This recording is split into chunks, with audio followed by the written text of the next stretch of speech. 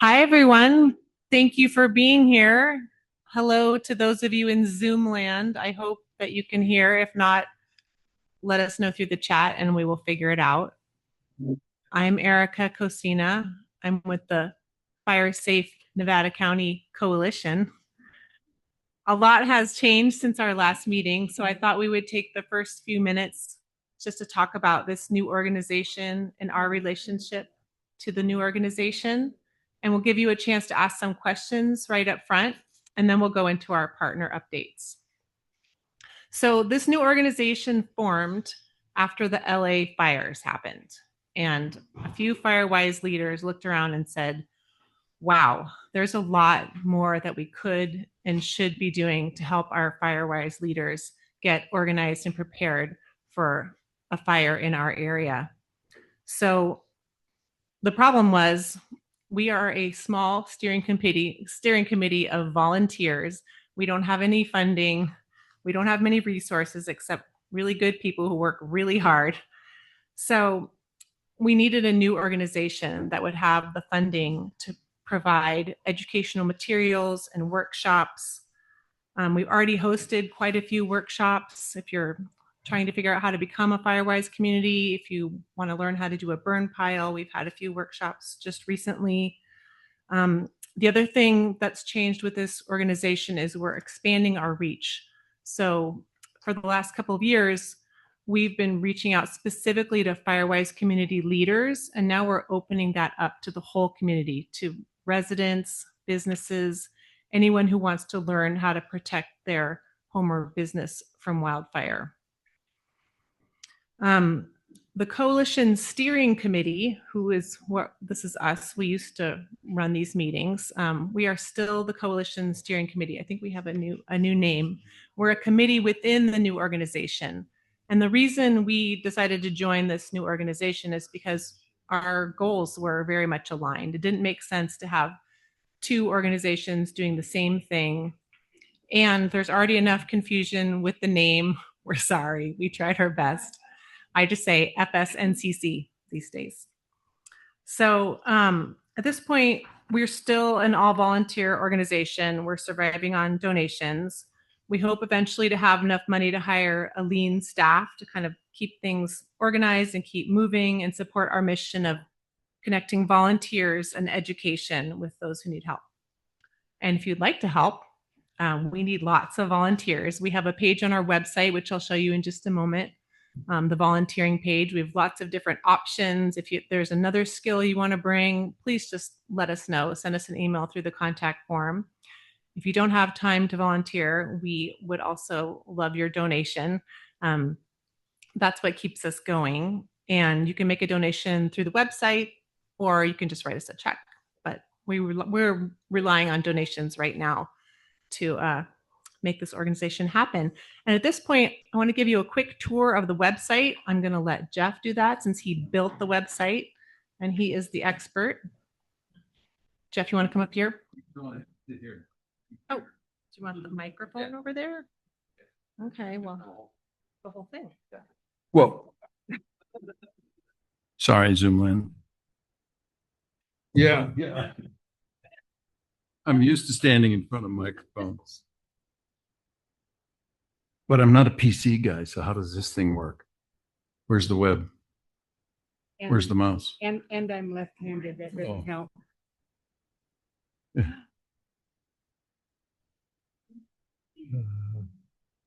Okay. So where's the right click? Or where's the left click is left.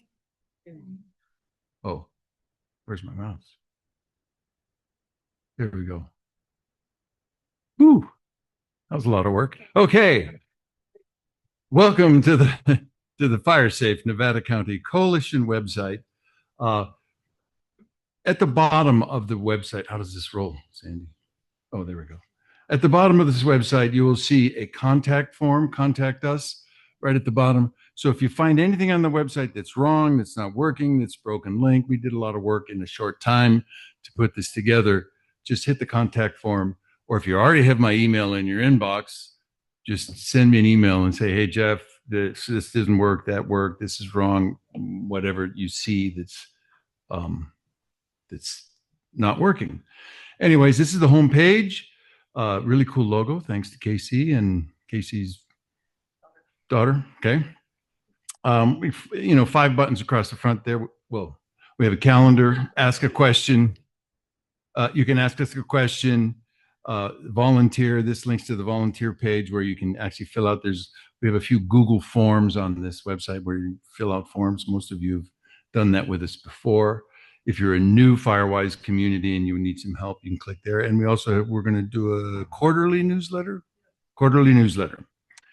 And then right here, the next 3 across there is the upcoming events, spring into action, which is kind of what's happening for that quarter. And then anything in the news that we think is significant will drop in there. And you can find out about what's in the news. Upcoming events, we're trying to keep that cycling and things happening. I'm not going to go through every page because we don't need to. About us, volunteers and mentors, the staff, of which there is no staff except volunteers right now. There's a calendar. We have a calendar. There's a donate button. You can go and donate, and if you want to, via PayPal. We just got our bank account. Bob, who is our financial guy, is now like skiing in the Alps or something. I don't know. He's somewhere in Europe, so he's gone for a month. But okay, let's show the donate page. Donate. There we go. So here's the donate page, PayPal. You can also use a credit card there. You don't need a PayPal account to do that. And then we've got our donation levels. If you're really feeling like a hot shot, that would be grand. Are we a 501c3? Yes, we are. We're still saying, yeah.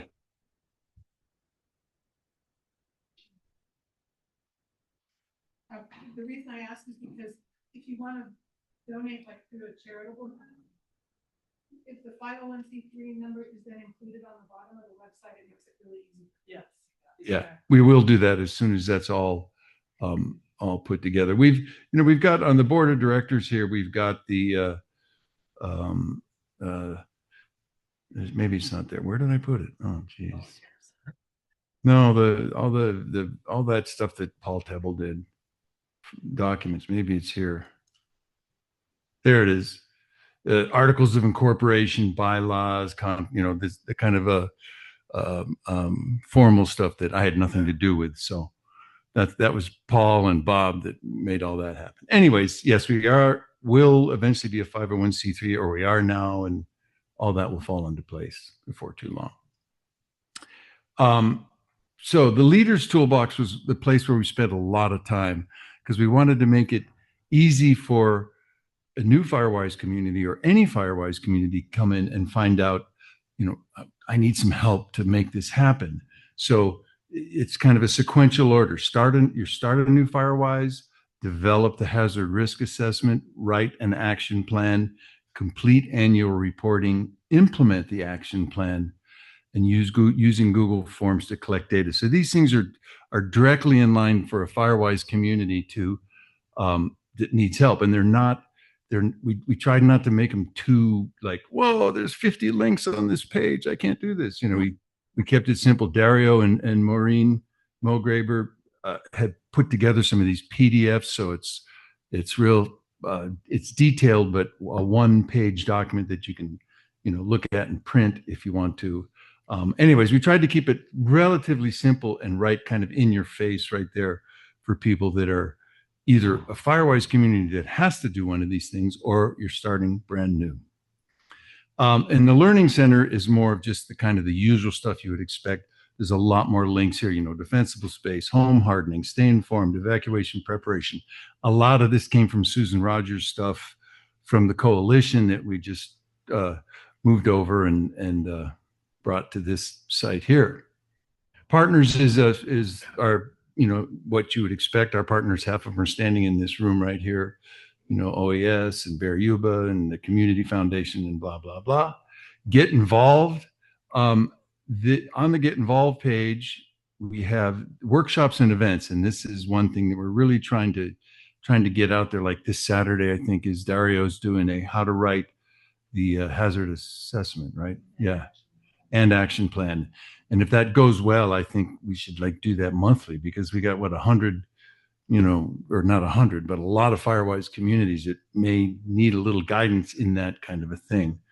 But these workshops and events will show you, kind of what's going on. And then we will also post some other ones, like the one last night that was the A&R, UC Davis A&R thing that they did on home hardening.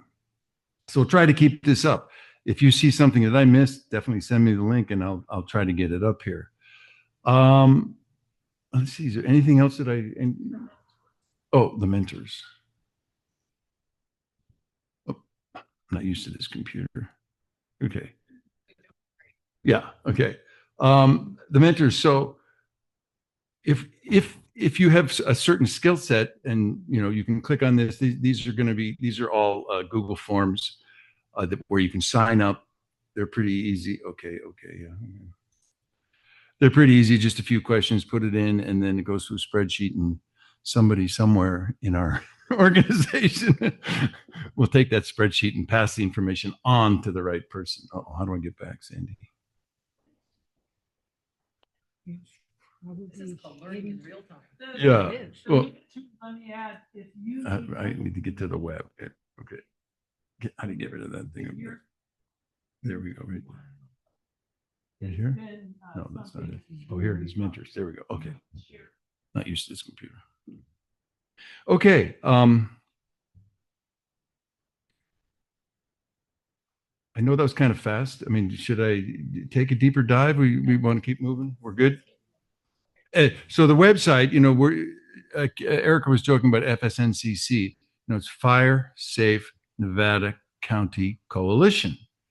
So it's Fire Safe Nevada County Coalition, and it's the actual website is firesafenCcoalition.org or .com. They both direct to here.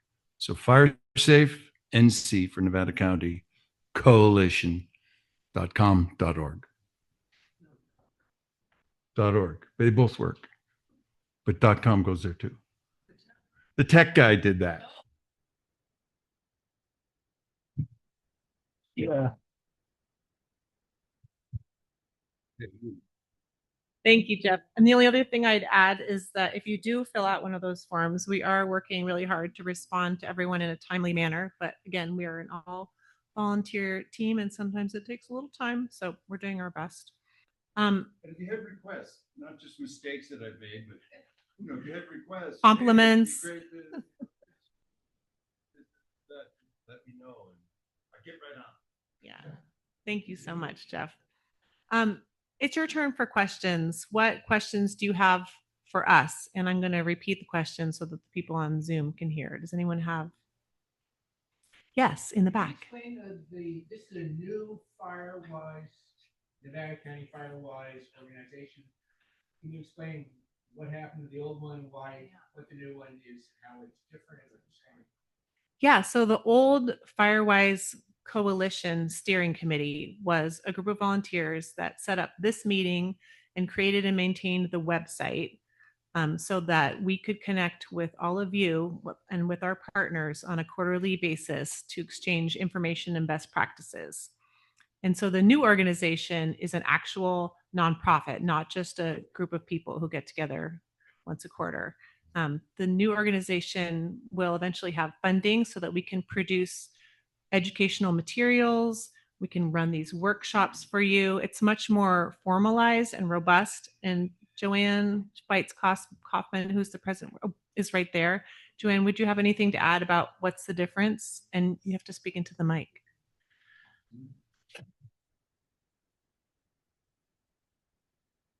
There's just a lot of other things we're doing. We have the mentor program, we have a newsletter, we have the workshops.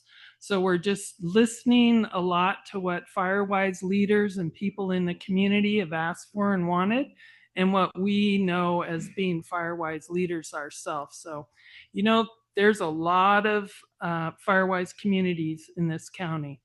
There's a lot of people, and we all share a fire problem. So the more organizations that can help all of us, the better. And the steering committee is still intact. We're still doing the same thing. We're just doing it under the umbrella of this larger nonprofit organization now. Did that answer your question? Okay, thank you. Yes. So we used to go down to the Fire Safe Council's office, which was in Grass Valley. Well, it was right there. When we had questions, we would call them. Or do they still exist? Yes, they do still exist. Oh, What- sorry. Do there any?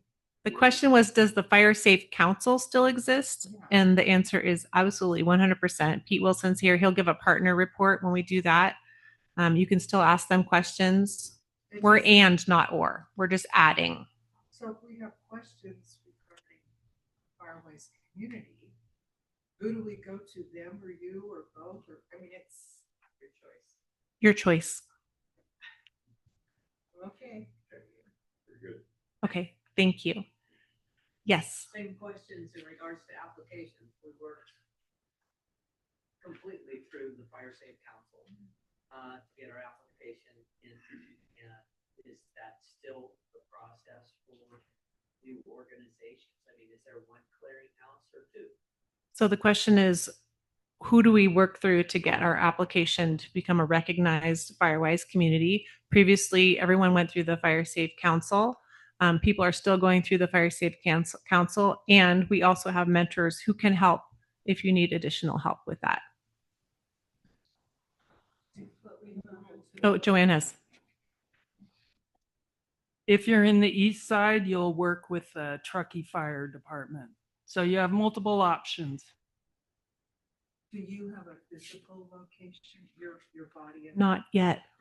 You know of any office space that we could use? Maybe for free? Yeah, the question was, do we have a physical location? We're actively searching for a physical location. So the question is, will renewals go through the Fire Safe Council? Oh, you submit the renewal yourself. Pat Leach has been helping assist with those renewals. She will still be doing that. We will also be doing that. We will also be helping, but you submit it. Yeah.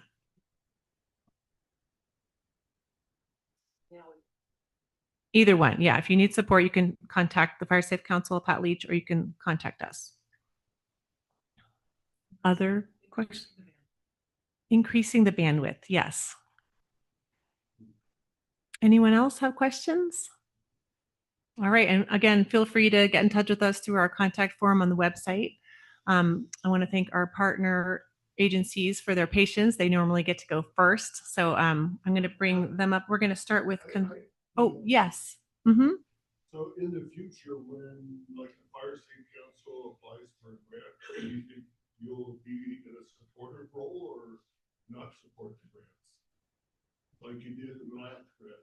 Right. That would depend on the grant and the situation. Did you support the grant that was submitted? Why the steering committee did not support the grant that the Fire Safe Council submitted. We just didn't have a lot of confidence that they would be able to carry out that grant with the current situation. They haven't been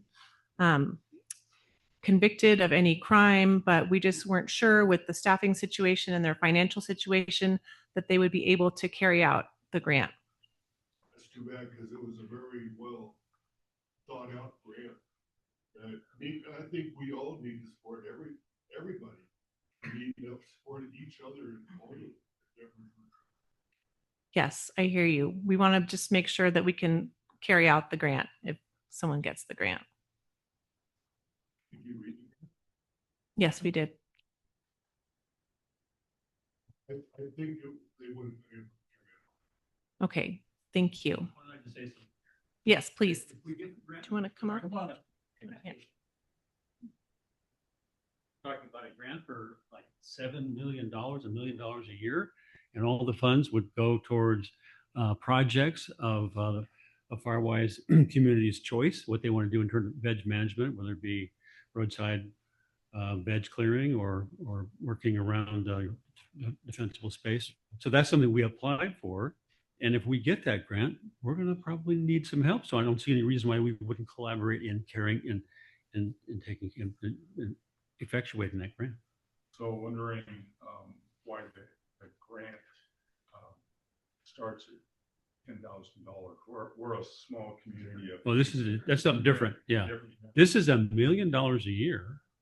Okay. And so then we have to, we'd staff up to manage it. And then we'd have a process where individual Firewise communities would say, we have a project. We want to deal with 100 feet or a mile of roadside veg or something. That's, Yeah. That's fine. But Yeah, the other question yeah. is on the other grant that we're currently trying to approach. Okay. Starts at $10,000.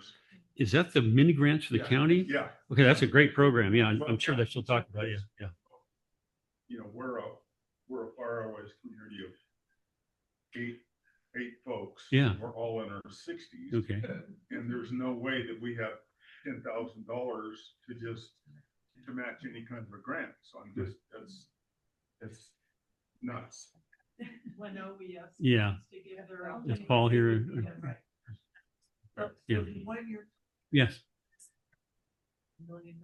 Well, it's in review. We submitted the request in March and we're waiting, and how it takes a while before they review these things. And then if we're successful, then we'll build, we'll work together with I'm Pete Williams. I'm the chair of the Fire Safe Council Board of Directors. Okay. Yeah. I'll be talking a little bit later about our updates. You stay up here now. Can you give your partner? I guess I could. What the heck? Okay. And repeat any questions that you get. All right. That's a good idea. Okay. Okay, so again, I'm Pete Williams. I'm the chair of the board of directors of the Fire Safe Council. So I'll just give you an update on some things that have been happening and where we're going and what the future looks like. Well, first of all, we've moved. Now, I don't know how many of you have maybe been to a meeting at our old site. Nice space, really nice space, nice conference room, had lots of meetings there. Well, it was too expensive for an organization ours that's been shrinking. And so we had a lot of staff. We had a field staff doing a lot of projects. We don't have that anymore. It's a different model. And so we're down to like 4 employees. Well, having 4 employees with a huge space of 3,000 square feet didn't make sense. So we moved to 590 Searles Avenue in Nevada City. It's a storefront, basically. So we have a presence, and people who do business with us can come there as usual. So that's changed. And this now I checked our website today, and we have updated that. It's a little more convenient for me too. Being living in Nevada City. It was mentioned, we still have financial problems. There's just no denying that. And so I'm not going to spend time on that, but we're trying to work our way through them.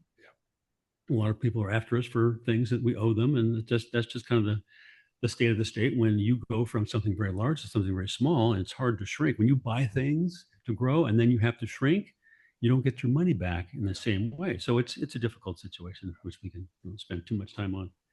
But in the meantime, there's 2 major projects we have. We have grants for.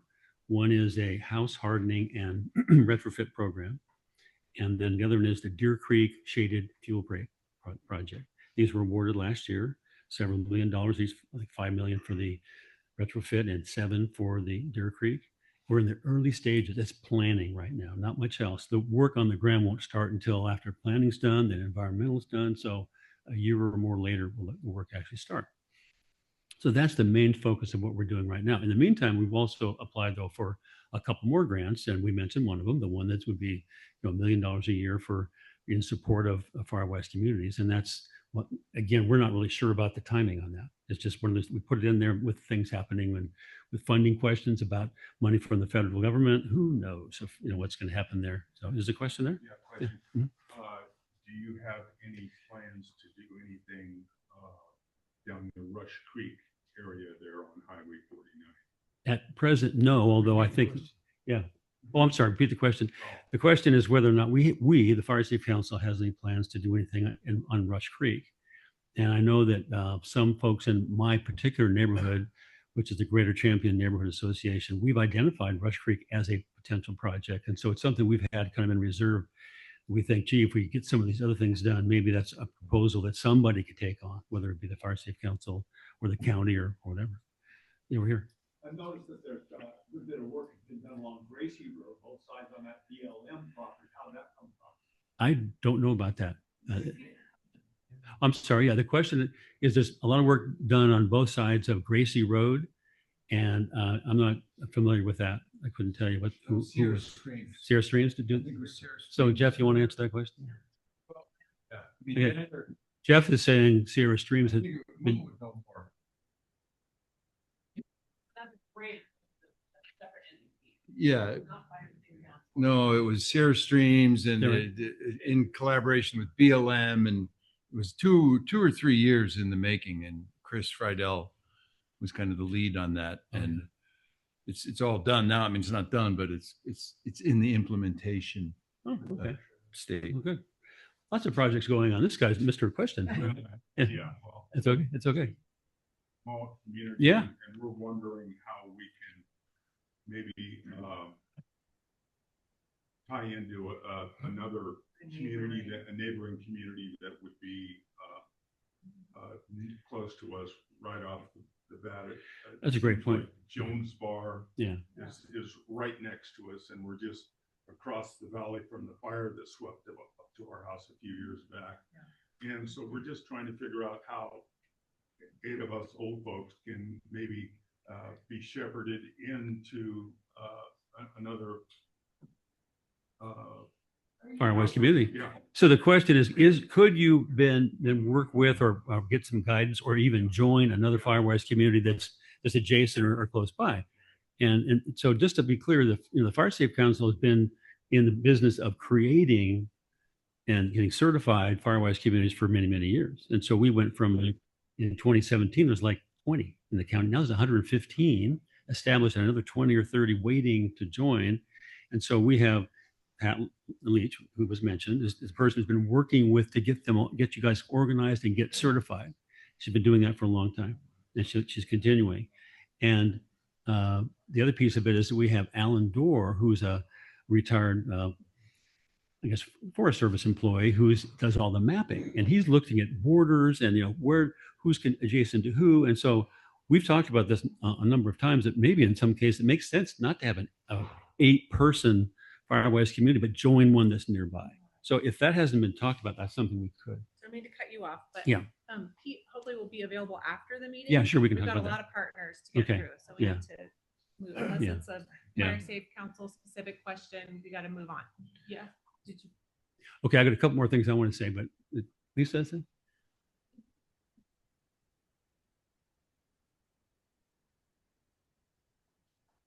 That's just about as much as I know. No, it's it's just that it's the idea that it's one thing to do defensible space, but it's very important to deal with the structures themselves. We all know this, and that the structure has more fuel in it than the usual in the surrounding landscape. And so if you're going to do fire safety, you got to think about people's structures. And so the big problem is money, to get those things paid for.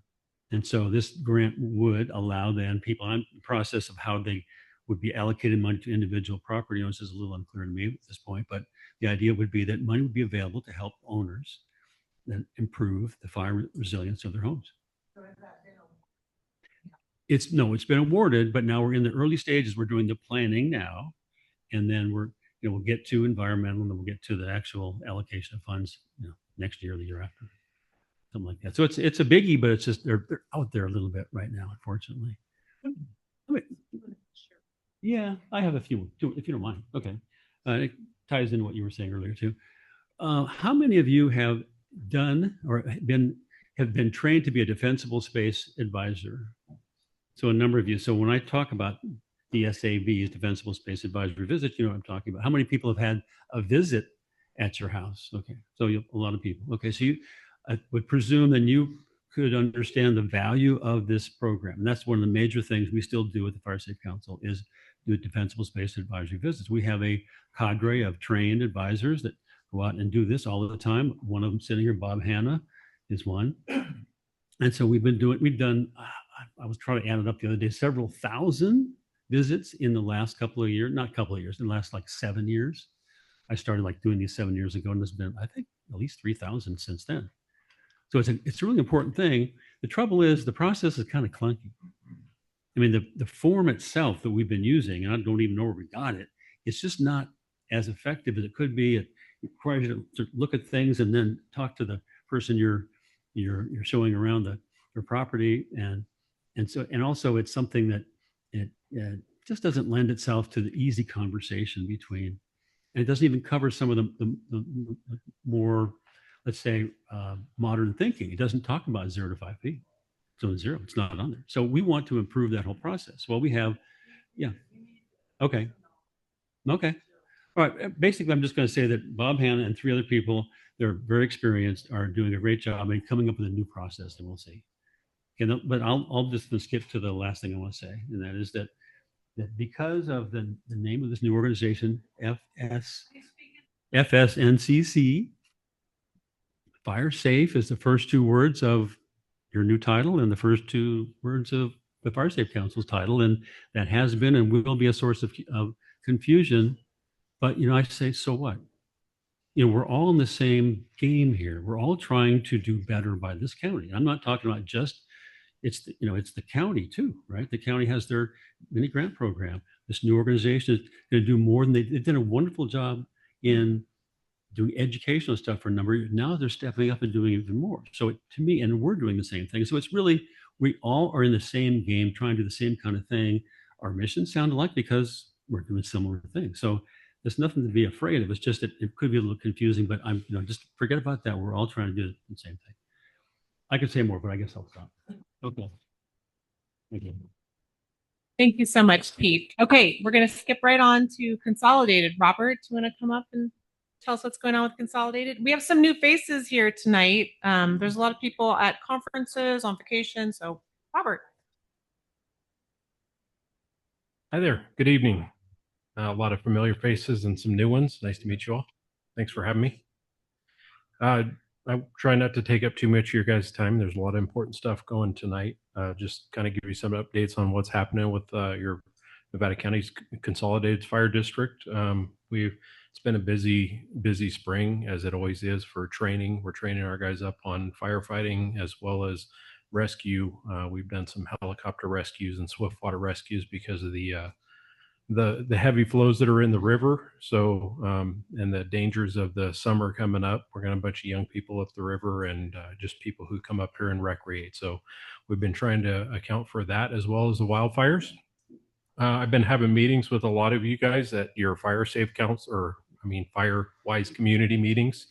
And you guys have been doing a fantastic job, and I applaud you for reaching out to experts and asking those questions when you have them. We're glad to come out and take tours of your areas, which is a lot of what we've been doing.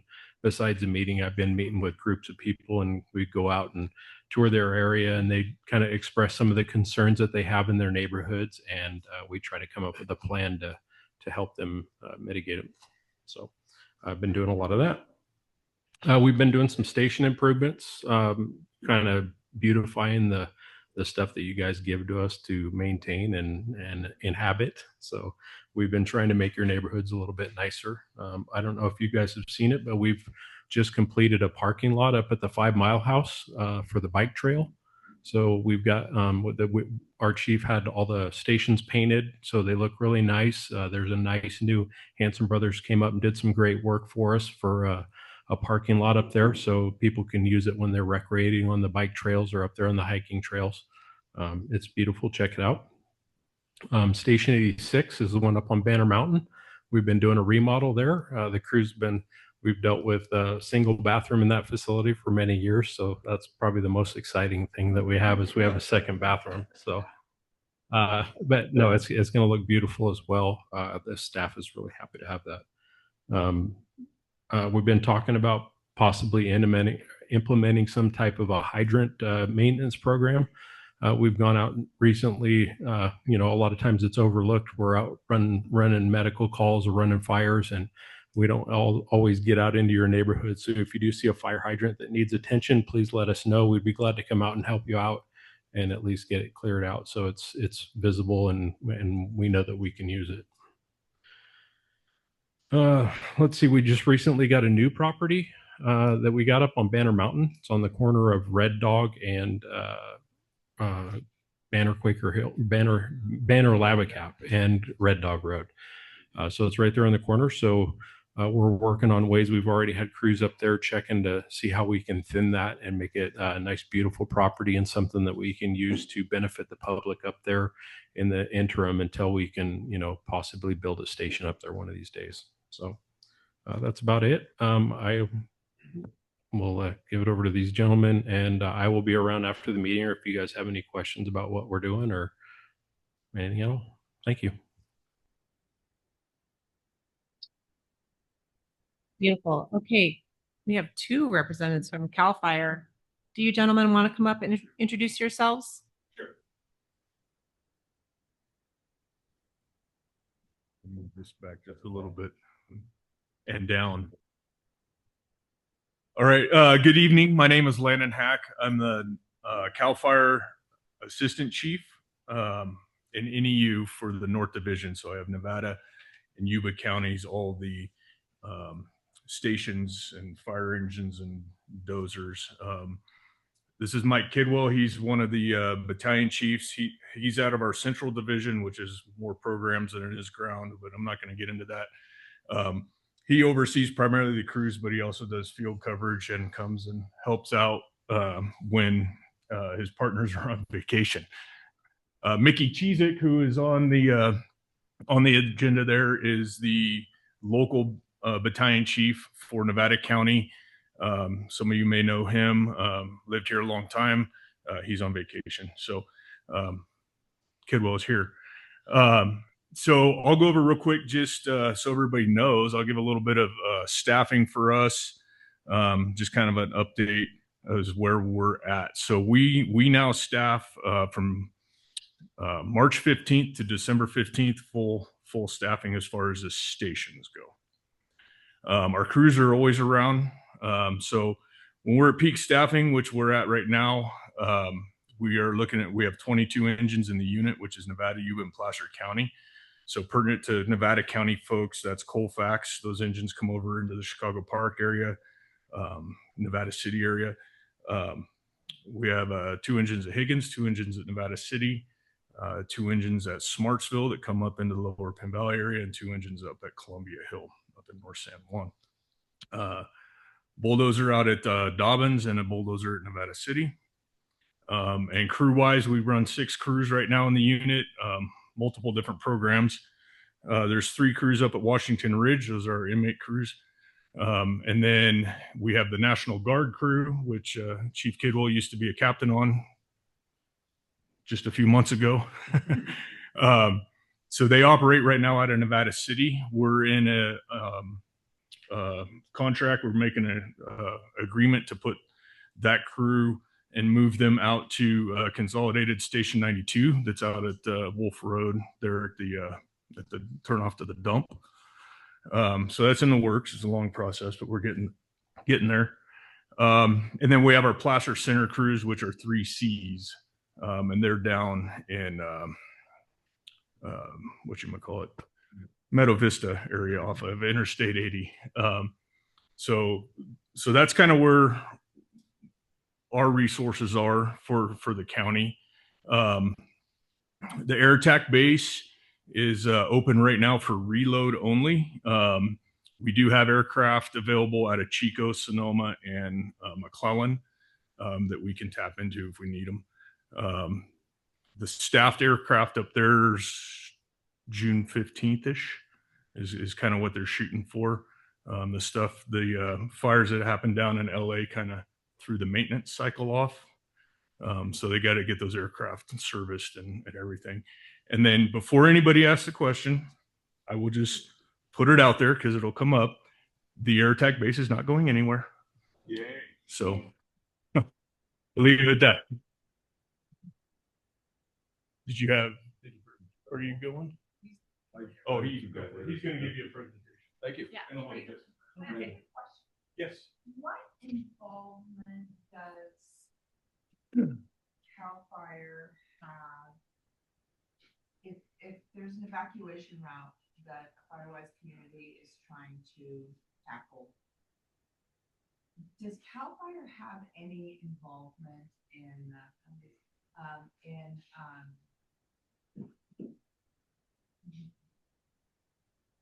adding to the urgency of it because it involves access for you all and. So it would, Like, so the question is, does CAL FIRE have involvement in evacuation route improvement? So yes and no. If it is private property, we can't do anything if it's a private road. Is that an easement included? If it's private, yeah. If it's county maintained road, we have conversations with the county. I mean, I was worked with Paul and our OES folks through that whole evacuation study that they did for the CWPP or appendix to it. And then there are grant funding, not necessarily specific to evacuations, but that's what all these, Fire Safe Council, Coalition, YWI, so Yuba Forest Institute, Sierra Streams. There's CAL FIRE grants, and those are all them and more as far as nonprofits that apply for grants to implement stuff. So we do have a funding mechanism for some of that. It just really depends on the situation. But we don't have any authority to, especially on private property or a private road, to make anybody do anything. We can kind of give them the old, like, this is important. There's some new road standards when a new road goes in, 10 and 15, I think it is, on the sides and overhead clearance and stuff like that. But once that's done, there isn't really an enforcement mechanism for it. Anything else? Right. Thank you so much. Do we have anyone from the city of Grass Valley here? I don't see Rocky or, Dwayne. Dwayne, please come up and tell us what's happening in the city of Grass Valley. What's going on down on Mill Street anyway? I don't know. I just got back from Sacramento. I'll tell you later. Hi, Dwayne Strasser, City of Grass Valley. I'm the Risk Reduction Manager, new position with Measure B. Really, we have a lot going on as far as the fire department. Obviously, they funded the 3 new positions that Measure B paid 50% of here recently. Everybody's on board there. I know they're working hard with all the fire hydrant testing, doing everything that they do within the scope of their jobs. The other 50%, even though sales tax revenues are down, unfortunately, which is what funds Measure B. So the risk reduction side, as far as fuels management, education, public education with fire safety, has not kicked in full bore because we haven't been able to hire any more staff yet. But we are fully trained now on the fire-aside software, which Truckee uses, the city of Nevada City uses for defensible space inspections. We met with the staff from the Bay Area last Friday and did a half-day hands-on with them. We have training up in Truckee with Truckee Fire on defensible space inspections, on separate from what CAL FIRE teaches. They're very similar, but there are some very distinct differences that we'll be using for the city. So that will start up.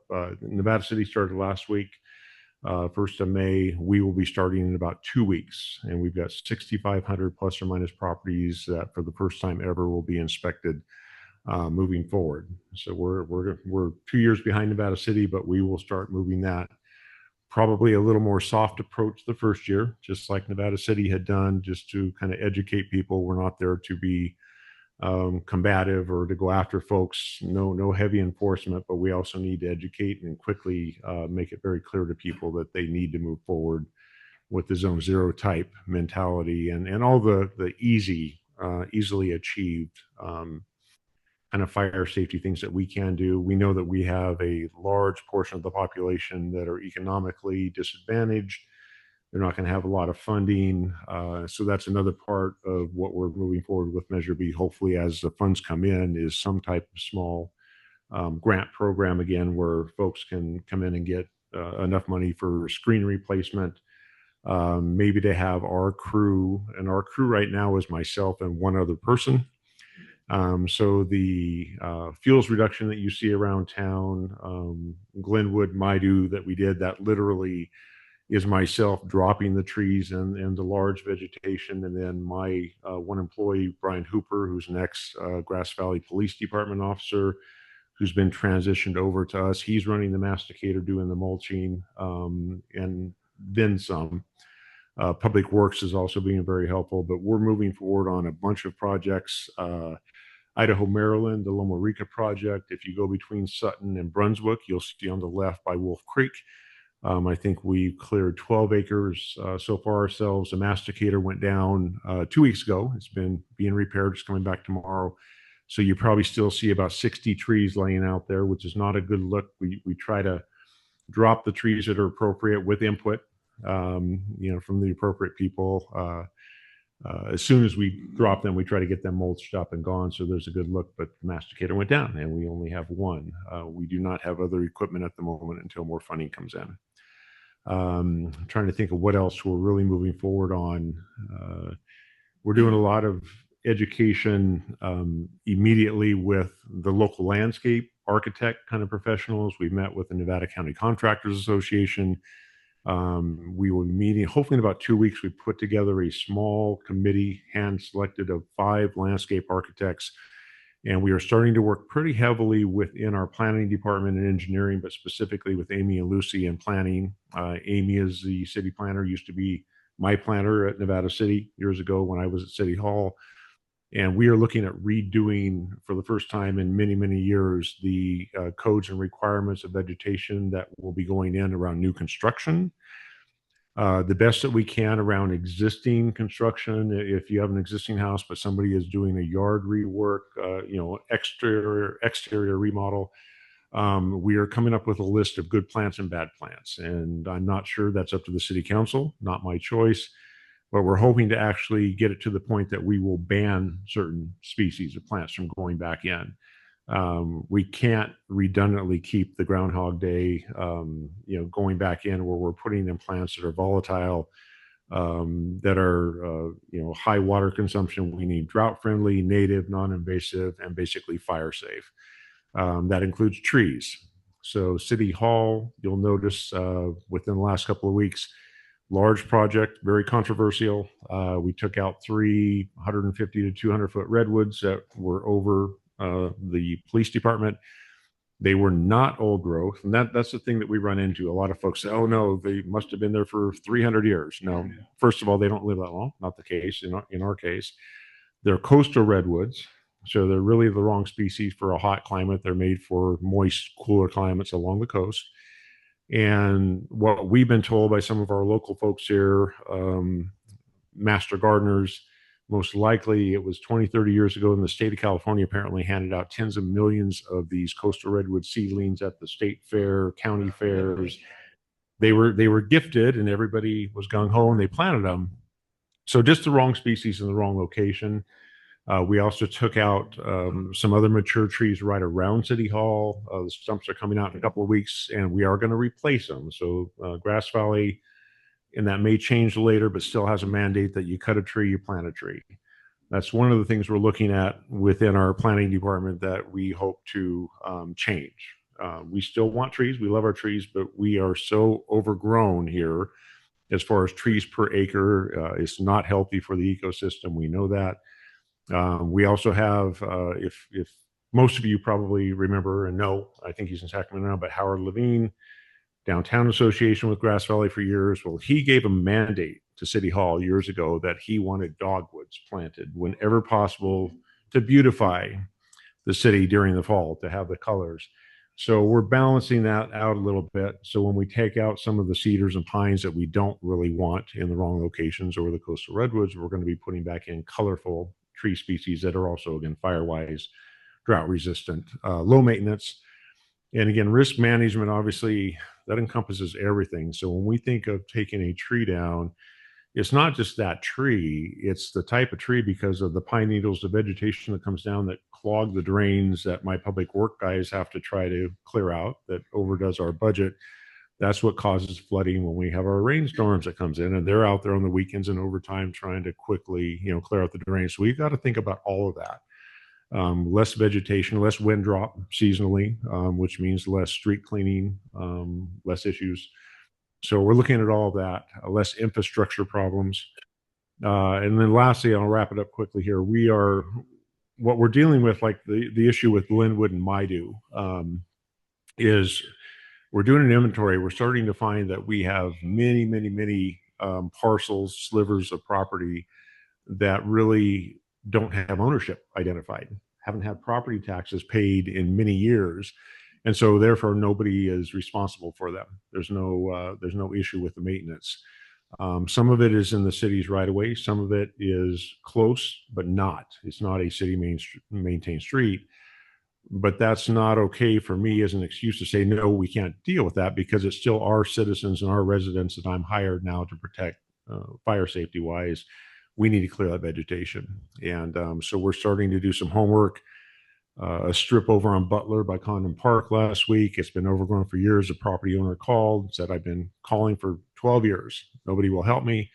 Nobody knows who owns it. Well, it's actually in the Butler. There's a little gate that accesses Condon Park there, separate from the entrance. And it's overgrown. I went and met with her and doing some digging. One of our police officers, Zach, who actually is our Parks Department officer, had reached out a couple of years ago and done the homework. It wasn't me. He actually did all the legwork, and it's BLM property. It's the size of a triangular ice rink. BLM. So explain that one to me. So then he actually did he made the effort back in 2022, 23. He reached out to BLM, and through all of that, they still were not willing to dedicate or deed it to the city, even though it really is. In our residential area, it is the access point to Condon Park and that little strip. But through his efforts, they did give us permission to actually maintain it on their behalf. So they're not willing to, they don't have the staffing. I get that. They're like every other agency. We're all strapped right now. So we're moving forward with cleaning that out for the first time in probably 20 or 30 years. And it's completely overgrown into this, our residence yard, big trees overhanging our yard. And the only challenge I'm running into is the more we dig, I've got 20, 30, and now 40 of these similar strips to Maidu and Glenwood, which was the old trolley line on Maidu. And so part B to all that, though, is what do we do now to actually identify appropriate next steps on ownership liability? Does the city absorb it? Do we find a way that the property owners can maybe add it to their property affordably through the county, through the assessor's office? And so that's step two. We can't just be here 20 years from now with the next person replacing me saying, yeah, nobody owns it. We don't know who's going to clean it up. We can't do that anymore with fire safety. We're done. Anything else? Any questions? I'll get out of your way. You're responsible for the city of Grass Valley, but also unincorporated, or just the city? Well, it's city, but within that scope, it's a sphere of influence. So anything that affects us, I mean, you're still talking. We're going all the way out to Brunswick, and we have a new almost 200-acre clearing project that we're putting an RFP out shortly. That is basically the Loma Rica Ranch going all the way up Idaho, Maryland to roughly Silk Tassel, where the county starts, and then on the south corner there, underneath the airport, where the NID building is now. That's coming down on us, and we just put the whole project together. We're going to be dealing with hopefully the county with a registered professional forester to come in to work with us. So we've got a lot on the outskirts, out by basically Rise Gold, Brunswick, the mine site. That affects us. That goes over the hillside down to Union Hill School, and even though that's not city per se, those are our residents. Those are people I work with in City Hall. So we're looking at everything within our sphere of influence, as well as partnering with Nevada City up to that border, the county, wherever appropriate, up to that border. So it will not be just city limits per se.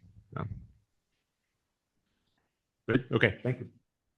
Thanks, Dwayne. So we're running a little behind, but I know everybody wants to hear about the micro grant. So we're going to give OES. We have two friends from OES here tonight to tell us about what's going on there. Thank you.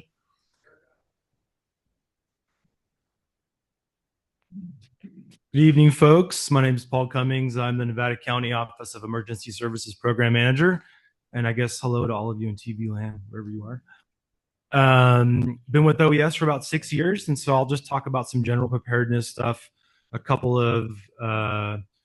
about green waste a little bit, the bin program, which I know some of you have benefited from, and our flyer that we're going to send out. And I'm also here with Alex Garretts. He is our newly hired registered professional forester who's part of the Office of Emergency Services year-round, which is really exciting. Warm welcome to Alex. He's going to be an incredible asset as part of our team with all the landscape level fuel reduction grants that we have. He's going to bring his expertise to help make sure that those grants get implemented the right way. So with that, Alex, you want to jump in and talk about the micro grant program? Sure. Hey, everybody. Nice to see you. And thank you for your time this evening. So I want to let you know about a micro grant program. It sounds like a lot of you have heard about it, that OES is launching. I heard some questions about it earlier tonight. And in the interest of everybody's time, I don't want to pirate this meeting, so to speak, and go down rabbit holes about questions and answers, but definitely please shoot some my way before I leave. So from a high level, this is called the Critical Evacuation Route Hazardous Fuel Reduction Micro Grant Program. That is a mouthful. Throughout the rest of my talk tonight, I'm going to call it the 2025 micro grants. It's just a little bit easier to roll off the tongue, if you will. So the micro grant program opened, the application period opened on the 28th. It's open for 60 days, which means it's going to close on June 27th at close of business, so 5:30 p.m. This grant program is open to Firewise communities and other organized groups throughout Nevada County. And the eligible activities for this program in particular are clearing vegetation along established road networks. I want to say that we are prioritizing privately maintained roads, but I don't want to discourage anybody that has county maintained roads from applying. Your applications will still be reviewed and scored. We're just going to, score the private roads a little bit higher to be a little bit more equitable to our folks who do not have the support that they need. So proposed project costs, which I heard questions about earlier, the full project cost has to be between $20,000 and $120,000. I went through excruciating detail as much as I could in grant guidelines and resources for applicants or potential applicants such as yourself on the OES website. So if you look for the Critical Evacuation Route project on OES's website, there is a host of information. In fact, last Friday, I did an hour-long program overview, virtual office hours, if you will, explaining everything that's in those grant guidelines, all the funding requirements and all the project requirements. And we have other virtual office hours scheduled, one on this Friday at 2:00. That's going to be going over the budget and the match requirements. The following Tuesday, there will be a virtual office hours about building a map. And then that following Friday is just an open office hours where people can come and ask questions, and we can help people walk through the application process or just answer any sort of technical questions you might have. So I put a lot of effort into trying to make this as clear as possible. It might clear up some of the questions that you had about match. $20,000 sounds like a lot of money, doesn't it? Especially for some of the smaller Firewise communities. I'll address that right now. So the match requirement, one of your best tactics for handling that is all the volunteer hours that you put into your properties anyway, roadside at least, can count as match. You can bill your time at a rate of almost $40 an hour per person, and that can be your match commitment. If you rent a chipper or any piece of equipment, that is match commitment. You can find other grant resources and use that for your match commitment. So at the end of the day, what the intent is to have potentially smaller Firewise communities join with larger Firewise communities and have large cohesive projects. We want people to work together and have more landscape scale impact. So I hope that answers the question about why the bar is set high. I'm doing everything I can to make that bar maybe more achievable, but also have a greater impact. So, Paul, do you want to go first and then I'll answer questions about microgrant? Okay. Switch it over to Paul. And I know we're short on time, Erica. So what we might do is we could have Alex post up at the back of the room if there's people that have burning questions and they want to go out, outside the room, catch up with him and get those questions answered. And then we can make sure you can always connect with our office if you have further questions about the program. Any of the meetings we missed, your videos? They're all recorded and will be on the website. They're online. Totally. Yeah. I know this is a really cool program. I mean, I think it's outstanding. I think a lot of people are going to take advantage of it. We know there's going to be a lot of interest and a lot of questions. In the interest of time, I'll try to go through my piece as quick as possible. This is just a great time of year to remind all of you, and I know I'm in many ways preaching to the choir here, that this is the time of year to do your defensible space work, right? Everything's starting to grow. Let's knock it down. Let's get it cleaned up. Let's get those burn piles going before we can't do that anymore between that window closes, right? And with that, I think it's burn permit time now, right? So if you're going to burn, you need to have a permit. Make sure you have the training. You've watched the video, that you're comfortable with doing that. Check your go bag, right? Dust that thing off. Take out all the old food that's expired and medication or whatever's in there. My kids, I have go bags for them. They've usually outgrown the clothes, and I have to switch them out with clothes that fit them now that they've a year later developed. What else? Pushing all the normal things, right? Code red, make sure that you're signed up, that your neighbors are signed up so that we can stay in touch with you and communicate if something bad happens. I wanted to do a quick plug for the green waste programming. How many went out to the transfer station yesterday and the day before for the no cost green waste drop off, which is pretty great. They collected a lot of green waste. You can do that for 3 more Mondays. I know Monday's not like the greatest day for everybody want to go do that. You have other things going on, but that was the best deal we could work out with the transfer station. So that's pretty cool. Five Mondays of free green waste drop off. I know many of you have benefited from the bin program. Show of hands who got to do that. A lot of hands. That's awesome. Our defensible space team, I know, has been working with all of you to get those bins out there. We want to keep those going. They are going to start to cap those bins and maybe pivot to some other programming, so stay tuned there. Keep communicating with the Defensible Space Program, Ricky Martinez, who's the point of contact there. What else do we have? And then the last thing, many of you are normally looking for that Ready, Set, Go handbook to hit your mailbox. The handbook, if you look at it, really is evergreen. Not much changes with it. The content it didn't make sense to spend the money and keep resending this thing to everybody. So this year we're doing something a little bit different. We're sending out a flyer with some reminders to do your defensible space work, with some information about the green waste programming. And we put a QR code on there so that if you've never gotten a Ready, Set, Go handbook or you lost it, when this one-page flyer comes in the mail, you can scan the QR code. It'll take you to the website. You can then check out that Ready, Set, Go handbook. That's it. That's all I have. Any OES-related questions? I know Alex will be in the back. Sir.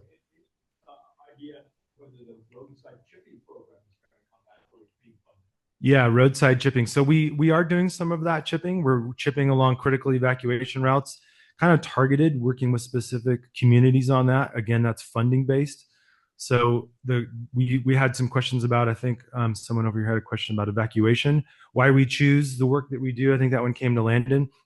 We have the evacuation study. That's really been where we've been trying to focus our work, the communities that were identified there. Key evacuation egress routes. We're trying to target those with some of our programming. So I know that's not a totally straight answer. Contact Ricky Martinez from our office to see if there's availability to get some of that roadside chipping for you guys. That's an OES. Yes. Yep. You can call 265-1515 and then you'll get me and I'll get you over to Ricky. And he's also listed on our website. Jake? Full evacuation study, and I need to focus on just for our community and to prep for the grant. Where do I spend my time? What chapter? In the evacuation study? I don't know it that well off the top of my head, to be honest, to tell you where to look. It's not too long. It's about what, 170 pages. It's I mean, it's broken into 4 focal areas. Control F it on your, bring it up in the PDF and Control F and find what you're looking for. I'm sorry, that's not the best answer, but there were 5 communities that were named, but the back in the appendix had a lot of other communities with concerns, and you might be able to pull some of those in. Yeah, exactly. I would Control F your community, find the parts of your community that were mentioned. Jeff said it better than me. Do I see another hand? No. Thank you all for the wonderful work you're doing. Does it have to be an established road to apply for the grant? What I mean is there's some of the properties that have a deeded fire escape route from their community to another road adjacent. It's not an established road, but it's something that has to remain. They could put a gate across it, but they can't be on the block. Do those qualify for the emergency? Yeah. So the question was, does the road have to be established, or can it be identified as an egress path, if you will? We've had this question come up before. I believe it will still qualify. The reason I use the term established road is we don't want people to be, we cannot allow people to be treating in backyards or large swaths of forest, right? So if it is, if it falls within even close to something being called an evacuation route, it would count. Yeah, or a road or a path for the most part. Yeah. If there are any questions about the critical evacuation route, please meet me in the back. I do have to leave promptly. I have a 2-year-old to get to bed. So thank you all for your time. Super informative. Thank you to all of our partners. We really appreciate you being here. And we are so behind. Kristen is going to help us spring into action. Yes, I am. I need the front lights off. And then Sandy's going to get me going with our documentary. While they're getting set up, I'll just introduce myself for those of you who don't know me. I'm Casey Kristen Cook. I head up the UBET Firewise community, which has 20 sub-communities underneath of it. Additionally, I've been a member of the steering committee for the Coalition of Firewise Communities for 6 years. And last year, I volunteered with the Fire Safe Council along with Mo Graber to put on the Firewise Festival. So those of you guys who came to that, I got a couple requests to look at that again. Here today, I'm to talk a little bit about one of the things that excites me the most about this new organization, the nonprofit merging with the coalition, is the opportunity to do some things that we haven't been able to do before. My background is marketing and business consulting. And so for me, I can't help but look at what the gaps are in our community as a whole. And one of the ways we started to identify a gap was around messaging.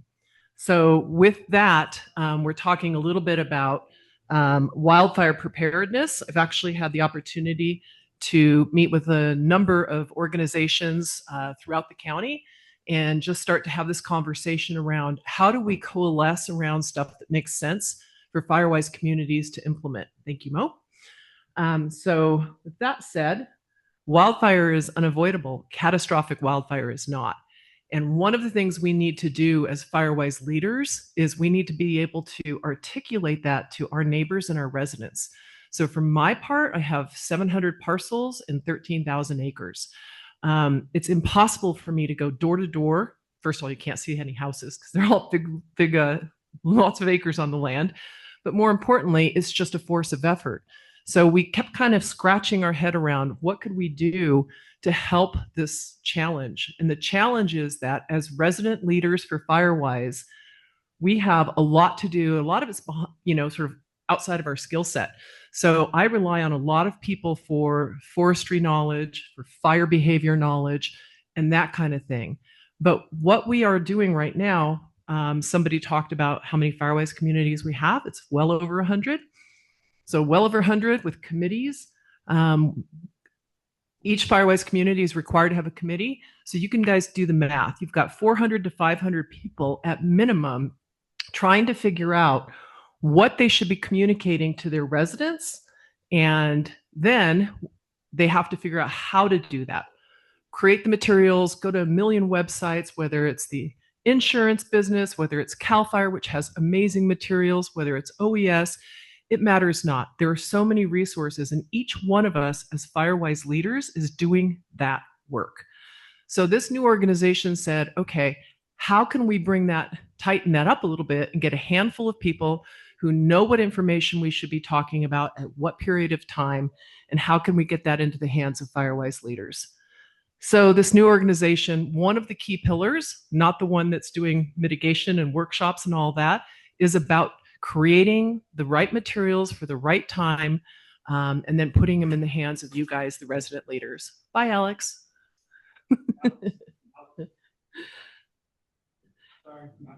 An example of what that looks like, and this is just all work in progress. So what I'm sharing here for you is just concept at this point, but the idea would be we'd have 4 major seasons throughout the year. And for every season, it's cyclical, right? So the same kinds of activities every year. So in the wintertime, CAL FIRE actually has a great document of like what to do to keep your trees healthy and when you should be limbing and trimming and doing some of the work on specific types of trees. Other organizations like Sierra Streams Institute, they have an amazing document that seems kind of overwhelming about what you should be focused on at each period of time during the year.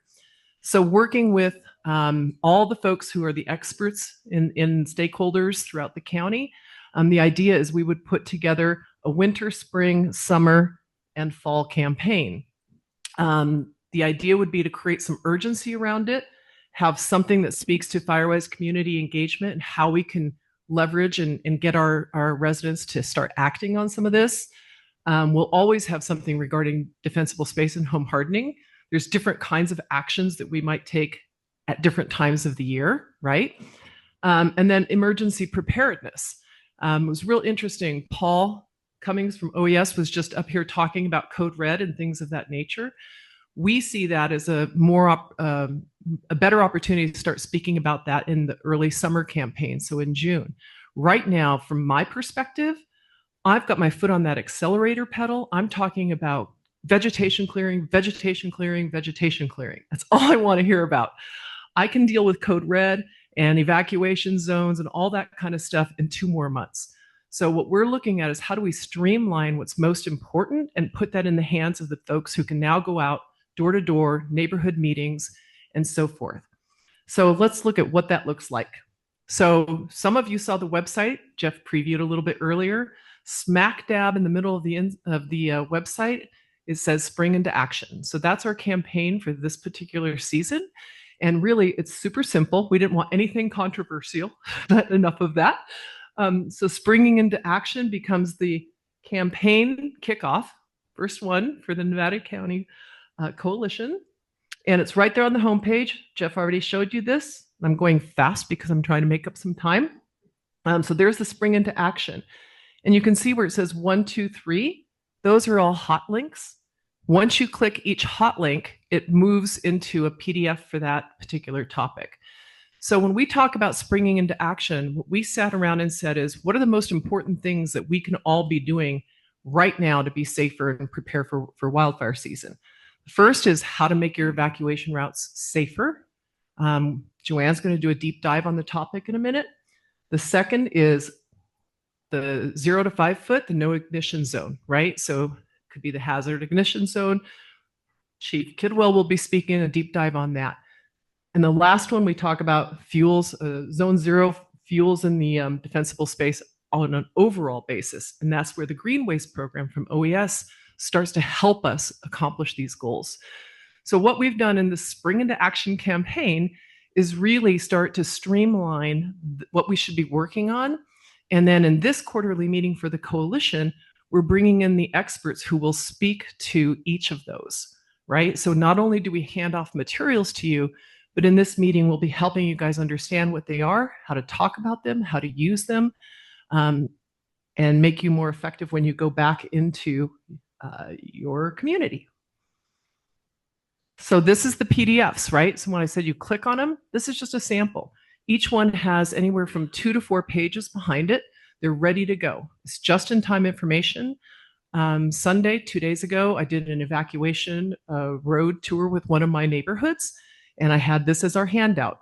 the one on the evacuation routes, of course. It's super helpful to be able to go them and have something that speaks to why we need to clear our roadsides further than 15 feet, 10 feet and 15 feet. So those PDFs are available on the website to you today. Well, hello. I don't like hearing myself talk. That was really weird.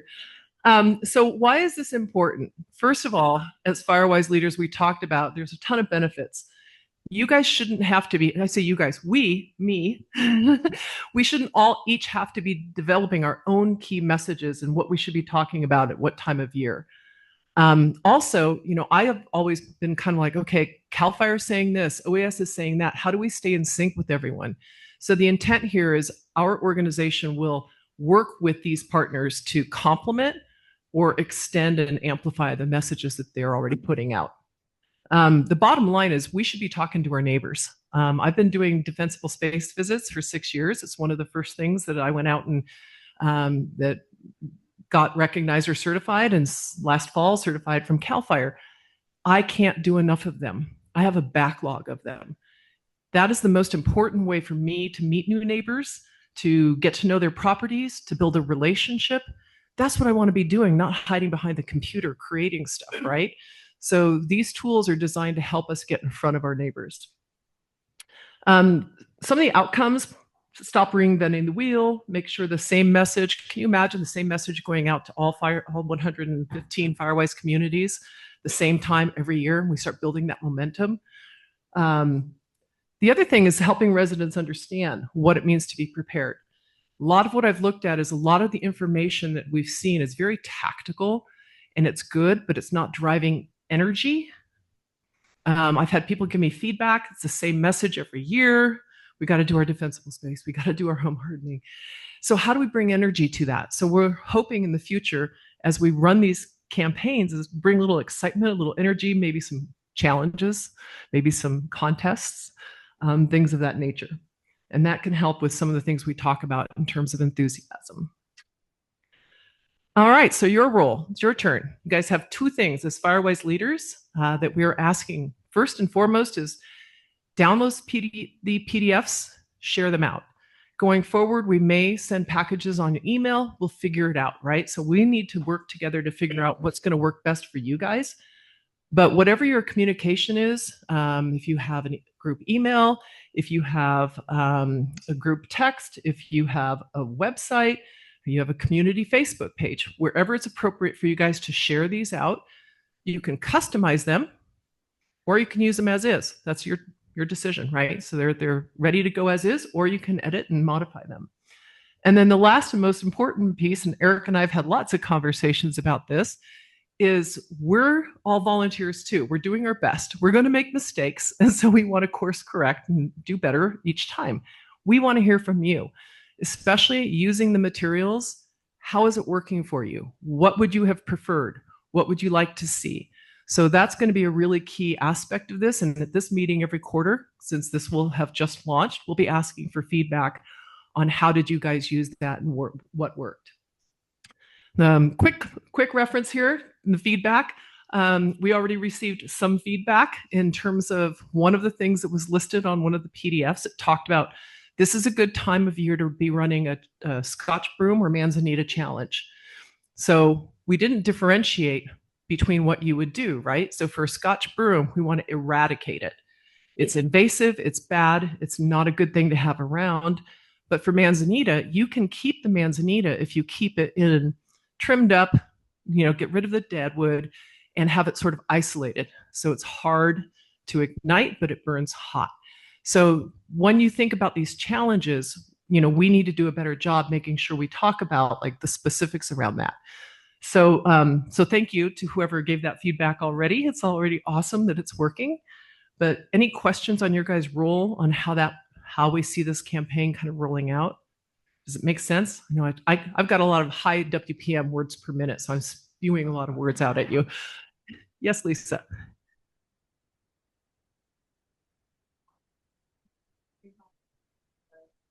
We can do this what I was thinking. It's just to have one cohesive message and with the proper timing The comment was, it's awesome. Thanks, Lisa. And she said, it's great to have. We all talk about what we should be talking about and have one cohesive message and the right timing for it. And I've been doing that. Like Mo back there, she, took on the newsletter for Banner Mountain, which I subscribe to even though I'm next door to them. There's been times where I'm like, oh crap, they're talking about their green waste bin program. I have got to do mine. So I'll steal some language from her and so we're all beg, borrowing, and stealing. That's what we've been doing. The way I look at it is as a Firewise community, and we've been one now for, I think we're going into our 7th year. We have great support on the front end on how to become a Firewise community. We have our annual requirements, whether it's reporting, 3-year action plan, or the 5-year assessment, right? But it's everything in between. So the 360 days in between that we are having to figure out what to do, how to fill, all that kind of stuff.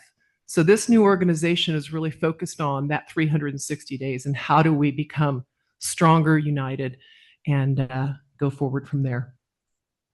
All right, my wrap up. Nevada County must act now. Turn up the heat on wildfire prevention, fight fire with fire, and deploy every tool we've got. Let's be clear. The wildfire crisis is not the wildfire. Fire belongs on our land. The crisis is now. It's what we are all collectively working toward. The crisis is in mitigation. So together we can get there, and these campaigns are designed to help us. Thank you.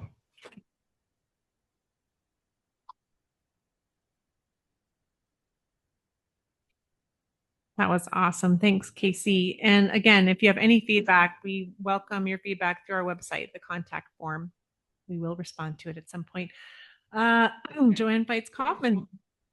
Yeah, right away. Yes. Joanne Fights Kaufman, the president of the board of our new organization, is going to talk to us about evacuation routes.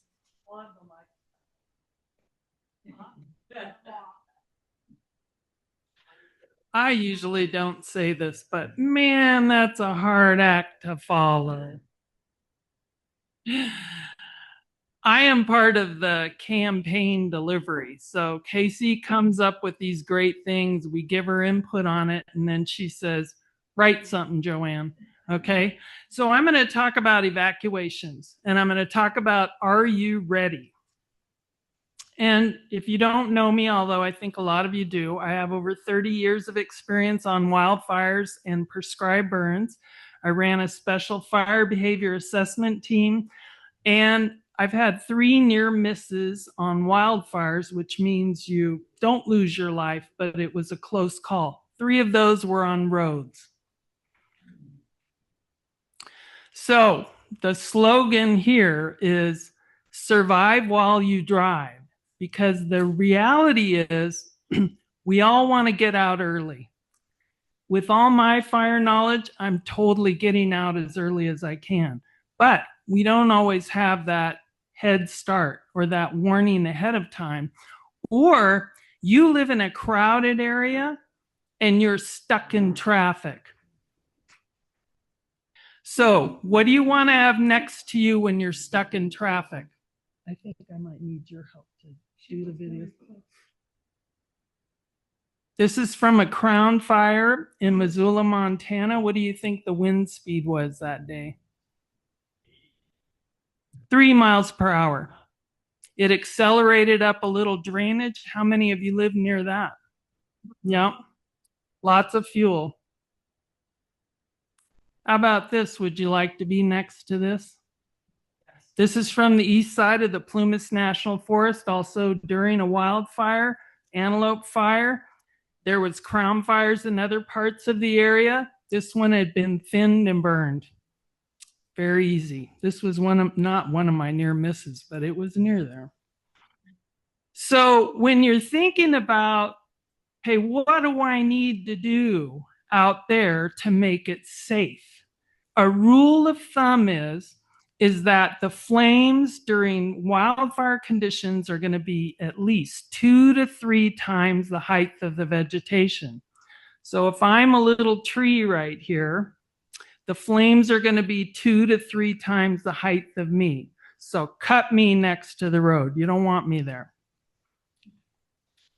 So the bare minimum, which we need to have so that the fire engines can get through, and you have either 2 lanes or pullouts or a wide shoulder, that's the bare minimum. So a good guideline is, in order to figure out and visualize in your mind what you want your roadside to look like, just think of it as being like defensible space, but the road is the same as your house. So within the first 5 or 10 feet, no ignition zone.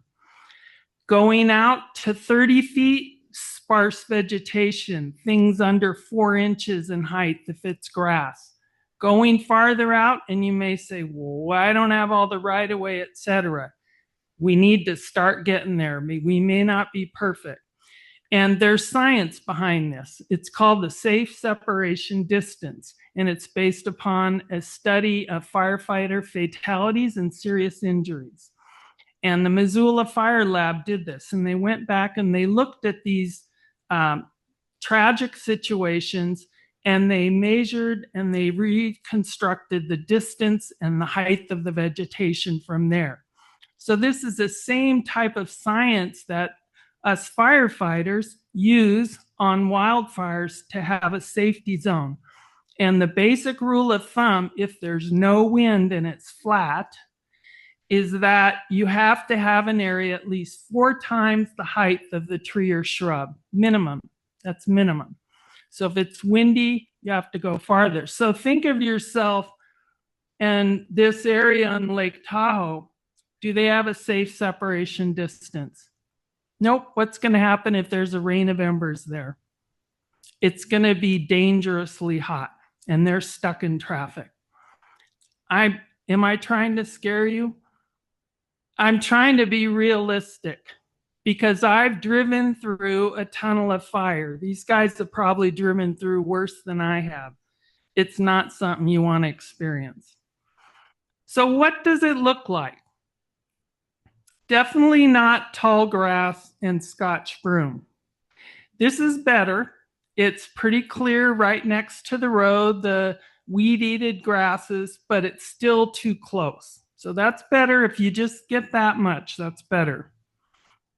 This is good. Here, it's park-like, but there's still too many trees. Why do we care about the trees? Because if it's windy and if they're burning, they can fall. That was one of my near misses on the first fire I was on. Luckily, we turned around and we didn't have one the other way. So I'm not very fond of, I'm forestry in the background, but I'm not fond of trees near my road. So we don't want to have dead manzanita next to the road. Now, what about this? It's hard to see in this room, but I call this lollipopping the trees. So you leave the trees there, but you limb them up.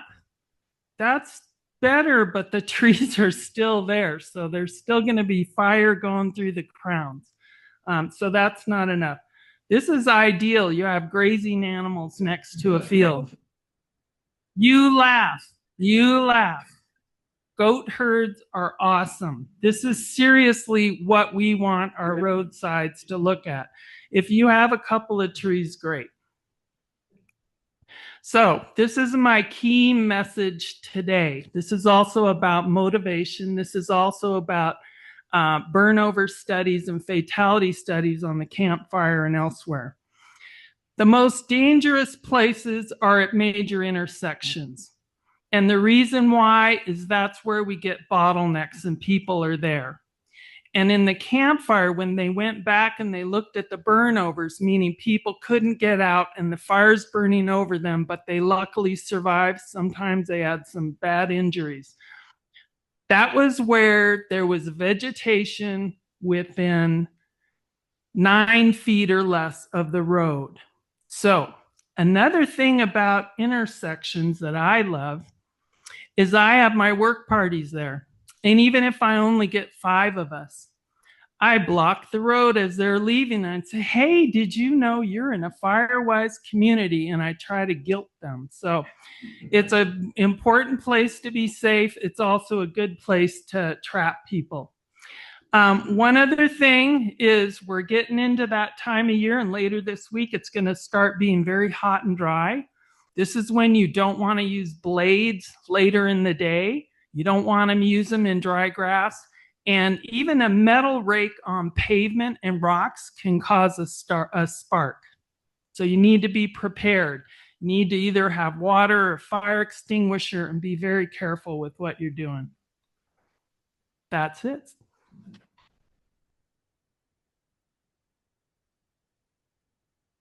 Fantastic. Thanks, Joanne. Chief Kidwell, do you want to tell us about that 0 to 5 foot zone? Sure. I take this and walk around. When I teach, I like to walk around. Good evening, everybody. Thank you for having me. I'm Battalion Chief Mike Kidwell of CAL FIRE. Please forgive me. I've been a battalion chief since November. I've been in fire suppression for 23 years with CAL FIRE, 25 in total. But I've been on the suppression side and haven't done a lot with prevention, so I will do my best to answer your questions. But for the most part, I'm going to stick to the slideshow before you. So next slide. Do I have a thing? Oh, let me control it. So here's the public resource code that's going to govern all the things we've been talking about as far as defensible space, your zone 0, zone 1, and zone 2. So in the interest of time, we'll skip by this unless anybody really has a burning need to read resource code. Here's some more. This is basically the 4291 where it outlines who is responsible for defensible space, which is, I assume, everyone in the room because you're here. So we'll also skip this one. How do you clear legally? I think this one's important because a lot of times just being a guy who's out there with a crew and cutting a lot of trees, oftentimes trees are not lowered to the ground. They're left a little too high. And so any trees removed shall have the stumps cut no higher than 8 inches above the ground. So keep that in mind. They need to be low stumped. So the only exception would be an orchard, obviously, so you can have regrowth off that stump in the future. Okay, here's some other things you can do. And this is all part of the defensible space inspections that you'll be running into. Vary the height of plants. I think this is important. I want to talk about this for a second. There was a study released back, I think, after the Woolsey fire, or maybe even before, by the Chaparral Society. And in it, it outlined that there's a thing called the bowling alley effect, that if you cut everything to the same height or cut everything to a certain distance, then you create in effect, a bowling alley of embers that can come directly at your house. So it's important that you don't just clear everything, that you clear with a goal in mind of spacing the vegetation to where one plant doesn't catch another plant on fire, but also that you have a realistic shaded barrier to catch embers as well, right? Existing trees and prunes should be, or trees and shrubs should be pruned by cutting off branches 6 feet above the ground. I think we've covered that already. Move any tree limbs within 10 feet of your chimney. That's just good sense. Work with your neighbors. I think that's what we're doing here, and I think it's great. I think these kind of coalitions are where we need to go in the future to get this type of work done. And avoid planting trees under or near power lines because PG&E is just going to come back and take them out. Here is a slide about what we're actually talking about here, the zone 0, zone 1, and zone 2. So zone 1 is obviously, or zone 0, excuse me, is the 0 to 5 feet, which is going to be an exclusion zone of any combustible material. I don't have a lot more information for you than that. I imagine in the future, the department probably will release a lot more as they discuss what that means for homeowners. But I take non-combustible to be anything that doesn't burn. That doesn't mean no plants in my mind. It just means plants that maybe don't burn. So just consider that there'll be more of that in the future. Zone 1 would be 5 to 30 feet, and there's a limiting component that we'll go over in the next few slides. And then zone 2 is further out 300 feet to 100, or I'm sorry, 30 feet to 100 feet. So here, zone 0. Zone 0 extends 5 feet from buildings, structures, decks, etc. Science has proven the ember-resistant zone to be the most important of all the defensible space zones. This zone includes the area under and around all attached decks and requires the most stringent wildfire fuel reduction. Does anybody have any questions on this topic right here? It's pretty cut and dried. I'll throw one thing in there, something that people don't think about very often, is we run those wood fences right up to the side of the house. Mm-hmm. Right. We saw that a lot. I was the ops section chief on the Palisades fire down in Southern California, and we spent, I don't know, probably the 4th, 5th, 6th, 7th day chasing homes inside the burn that were catching on fire because the fire finally, burned down along the fence line, got up on it, caught the house on fire. So that's one thing. It doesn't get talked about very often, I think, and it's kind of a new concept. I mean, I know if you live in, when I lived down in Yuba City, like everybody has, it comes both sides of your house, right? The wood fence up to your deck for that privacy. But that's something that's been identified as pretty significant. So if you have complete compliance with the 0 to 5, you have nothing flammable, is it still a problem with the open eaves with embers getting trapped up there? Or is that only a problem if there's something below the eaves? The question is, if in zone 0, if you have 0 combustible material, is it still possible for embers to get inside your home if you have open eaves? Yes. The home hardening is a separate issue, and I don't have the science to back it up or any graphics for this, but in my heart, I believe that home hardening is probably more important than the 0 to 5 to make sure that you have closed soffits, make sure your deck is enclosed, make sure that all the things that go into home hardening. My neighbor's Terry Hastings, by the way, and I'll be talking to her about the home hardening grant later. I've been trying to text her through the whole meeting, but I think that's probably going to be in the future something you see after the 0 to 5. One of the big issues, though, is that private property is in the Constitution, so you can't really tell people what to do with their home. But yes, absolutely, embers can still get inside your home and cause you problems. Or if they have Vulcan vents, or if they use. The question is, what if they have Vulcan vents? I am not familiar with Vulcan vents, so I can't speak on that. I can't speak on that. I don't really know what you're talking about. Would you like to, Dwayne? Would you like to cover that? So the comment representing Grass Valley now, one of the things that's come up has been about the zone 0, about the fuse. And again, I was down there too, so I've seen that with the dog ear fences. Is the state going to do anything to extend the language where we can actually prohibit a connectivity of a gate, of an actual wood flammable gate or fence structure where it touches the house? At the city, I wanted to do that, and I was told, "Oh, we can't do that." And we inventoried 100 houses. 97 actually had connectivity, and they said, "No, you got to wait for the state to do it before we can go tell our residents that they've got to remove their gate and replace it with something non-flammable." There's a whole lot of discussion going on right now, for obvious reasons.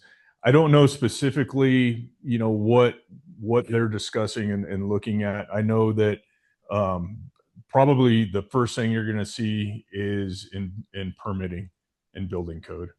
I'm going to venture to say that that's probably going to be something that comes out where you're not going to get permitted if you're building that way. The zone 0 came out. Right now it's kind of almost like an ad campaign, right? We're not going to enforce that for a little while until people get educated on it. But specifically, if the state is going to come out with a code on that, I don't know. I don't know. It could be in addition to the public resource code. I would venture to guess, probably. I need you to, so I can follow your lead. I know. Yeah. Yes. Imagine that when you're talking about gates, or when you've got your deck T-boning into your home, say, think it's got a railing, correct? Mm-hmm. And so then should we be looking at, braided or metal, or I don't know what, those are the things that you should be looking at. The question is, are decks similar to fences in that you have wood abutting directly up to your structure? The answer I would give is yes. certainly, if you have wood abutting up to your structure that is wood, and there's a place where an ember can sit, then certainly that's going to be a weak spot for fire to gain hold. I can speak to that real quick. Please. So, just real quick, the answer that we've been giving as defensible space advisors and certified by CAL FIRE is that you would like to put 6-inch metal flashing at the base of your structure where the deck connects, right? So you want to be able to put something not burnable. I'm currently getting quotes to do my massive deck wraps around the entire house, right? So there's IBHS, what does it stand for? Insurance, business, blah, blah, blah. Their website has wonderful documents on every aspect of home hardening, including PDFs by topic. So if you want to retrofit your deck, if you want to do your eaves, your vents, they have a specific document for each of those topics. And the nice thing is it ties back to insurance as well and potential discounts down the road. Thank you. So here's zone 1. You guys are all probably pretty familiar with this. Extensive 30 feet. I'm not going to go too into this because you guys have already seen this. I want to get to the graphics to kind of explain some of the topography. Stack firewood and scrap, get it away from the house. You check and clean your roofs and gutters, right? We're all guilty of this. Gutters are probably the #1 place where we find smoke coming out of a structure after the fire front has passed. And by the way, in Texas, close to a decade ago, there was, more than that now, I guess, there was a series of wildfires. They burned a lot of acres out there. And what they found after the fire front passed was that's when structures burned down. It wasn't the actual flaming front. It was the embers that were generated afterwards that burned down the house. And so embers are definitely the source of the problem. Zone 2, that's further out. Cut and mow grasses, create horizontal spacing, create vertical spacing as well, remove fallen leaves, needles, and then there's some places where erosion control might be a problem, and so duff might be permitted. Plant and tree spacing. So I'm going to skip through this and go straight to a graphic. It really depends on what your topography looks like around your house, right? So what we're trying to do is reduce the availability of fuels. Okay, that's the name of the game. So if you have a pine tree like this guy, is there a pointer on here? Is that the top guy there? There we go. If you've got a tree like this on flat terrain, like some of the pictures that Joanne showed us, 6-foot minimum clearance, and then you get some clearance between the trees, 30 to whatever that number was that was on the slide before, between the trees, you'll probably be okay. But if you have shrubs that lead to tree, and all of these are 6 foot cleared, you're still going to have those ladder fuels ignite and travel. The fire will travel. If you have a bush underneath, they're recommending 3 times the height of the shrub beneath that you need to limb the tree. So that's what we're looking at for vertical spacing. Any questions on this optic here? So they have some nice fire resistant plants here. I would caution though that sage is on here. In my experience, maybe they're talking about a certain kind of sage, but I have seen sage do some pretty outrageous things in the deserts of Nevada. So I don't know that I would rely on all sage to be a fire resistant plant. Just be careful and seek information before purchasing those plants that are supposedly fire resistant. And here's a slide that discusses the topography that I want to talk about. So we talked about living in drainages. I myself live in a drainage. And my trees are spaced very far apart, and I have them limbed up to about 80 to 100 feet before you even see vegetation. But what has happened, because I live in a drainage, is blackberries have taken root, right? So I have about an 1.5 acre blackberry farmer. So what can you do about that? You need to reduce the fuel to match the topography, right? So you have 2 times the height of the fuel between these 2 shrubs. You change the incline, and now you've got to go to 4 times the height of because of flame lengths, right? And then you change the topography again, and now you add another 2 times, so another six times the height of the fuel between the shrubs. And then trees are no different. On the flat spacing, you'll have a 10-foot crown, and that's crown spacing, mind you, not stem spacing. Stem spacing is different because you want to make sure that the crowns, the leaves don't touch, that there's 10 feet of space between the leaves. And so what that means is that when you get an incline and you have the one tree below this tree, then these flames are going to travel through the convective column straight up to this tree. And so you need to double the amount of spacing between the crowns. And as the incline increases, so does the distance between the crown spacing. Does that make sense to everybody? So if you live on a hill, you should just clear cut. No, we're going to go back to the bowling alley effect, right? You don't want that either. It's a very kind of carefully designed horticulture, right? You want to become a extreme landscaper is what we like to call it. So fire safe landscaping, fire resistant landscaping isn't necessarily the same as a well-maintained yard. So like I have very well-maintained blackberry bushes, but that does not mean that they are fire resistive or good for my house at all. Fire resistant landscaping uses fire resistant plants that are strategically planted to resist the spread of fire to your home. The good news is you don't need to spend a lot of money, right? I'm sure these coalitions and councils can help you find the plants that will benefit your home long distance. And I'm sure Grass Valley City, I'm sure we'll probably be putting out a lot of information about the vegetation to put around your home, probably if it's not out there soon. And here's Placer County. They have the same stuff going as we do. Here is your resources. And the Ready, Set, Go. We have some Ready, Set, Go pamphlets at the Nevada City Station in the admin building right there when you drive in the driveway. There's generally somebody there if you need some. There's some there, or you can direct people to us for those pamphlets as well. And then Know Your Zone for evacuation. That's one of the things that's near and dear to our heart, is we're always looking for evacuations in the front of a fire front. So know your zone. It does us no good if we're trying to tell you to evacuate and you don't know what your zone is. So get that information out to your neighbors as well. And then watch Code Red for any updates. And then here is some more resources for you, the websites other than the ones here in this room. And Ready, Set, Go. We just talked about that. You all know about that. And Ready, we're just going to skip through this because we're going to get to the social hour. They've already burned through 15 minutes of. So this, I'm just going to leave you with this optic just so you can take a look at it. And does anybody have any questions for me or Chief Hack? Thank you. Thank you, Chief Kidwell. That was fantastic. Wow, we've gotten so much information tonight.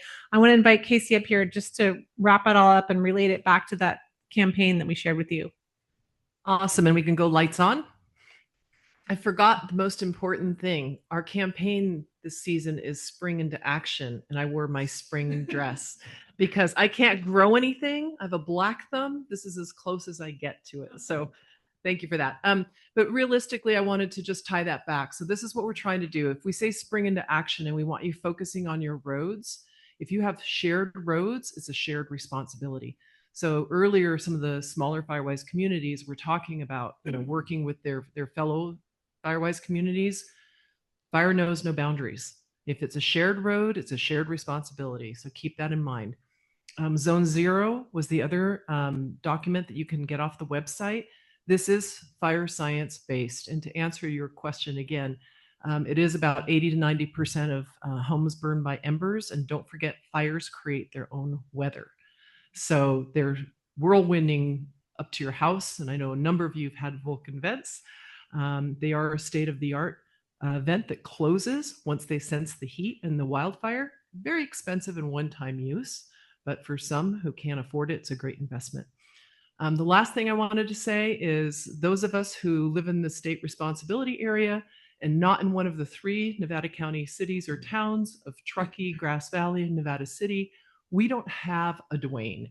We don't have Truckee Fire, right? So for those of us who are on our own, this is really important stuff. We don't have the tax revenue. We don't have the resources. We don't have a mitigation manager. We have each other. So personally, I just want to say, please, please, please let us know if this is working for you, because right now it's just a labor of love. And if it works, we'll keep doing it.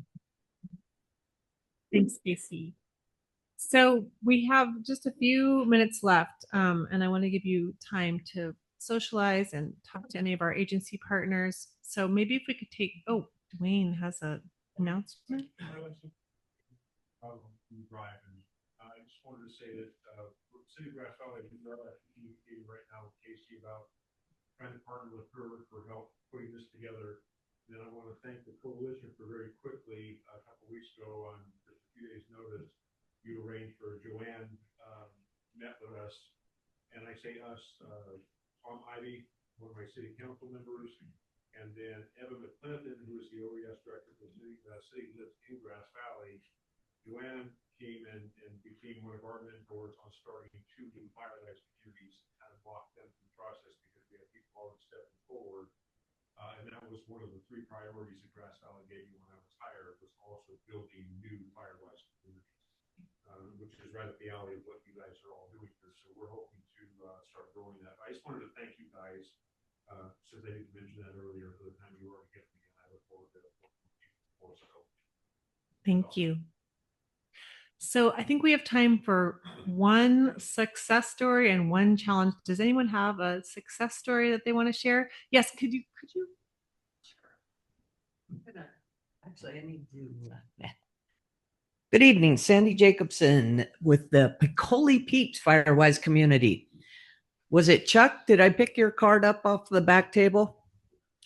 Raise up that tool in your hand.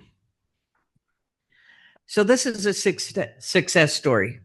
3 weeks ago, we had our first road clearing event. We got a bin, had a great time. 2 of those showed up. This week, we had another bin.